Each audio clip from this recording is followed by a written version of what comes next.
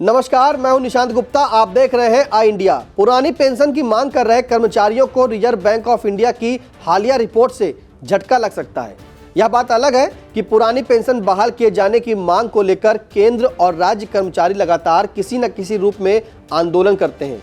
हालांकि कुछ राज्यों ने पुरानी पेंशन स्कीम को बहाल भी किया है, लेकिन आरबीआई ने राज्य सरकारों को जिसके लिए आगाह किया है, उसमें यह प्रमुख रूप से कहा गया है कि राज्य सरकारें पुरानी पेंशन बहाल करने की कतई न सोचे। यदि राज्य सरकार ऐसा करती हैं तो उनकी वित्तीय सेहत पर बुरा असर पड़ सकता है।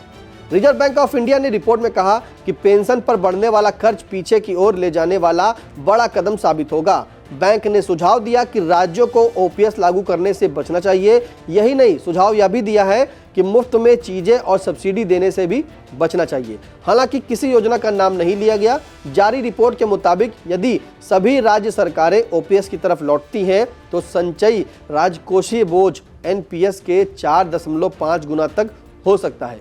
इससे अतिरिक्त बोझ सन 2060 तक बढ़ जाएगा और सालाना जीडीपी 0.9% तक पहुंच जाएगा। रिजर्व बैंक ने सलाह दी है कि सरकार को अपने खर्चे बढ़ाने के बजाय राजस्व बढ़ाने का ध्यान देना चाहिए। आरबीआई ने अपनी report state finance A study of budgets of 2023-24 को जारी करते हुए यह चेतावनी दी है कि पुरानी पेंशन बहाल करने से विकास कार्यों के लिए पैसा नहीं हो पाएगा। इससे विकास कार्यों में कमी आएगी।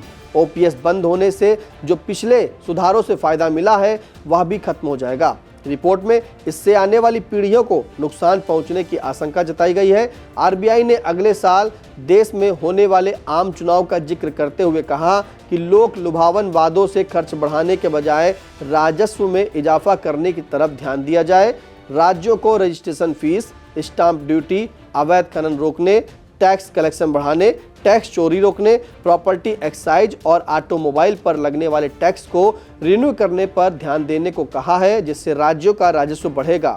आरबीआई की रिपोर्ट के मुताबिक ओपीएस का आखिरी बैच 2040 की शुरुआत में रिटायर होगा। इस हिसाब से उन्हें 2060 तक पेंशन मिलती रहेगी।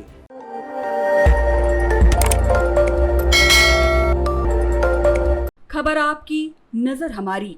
देखते रहिए आई इंडिया।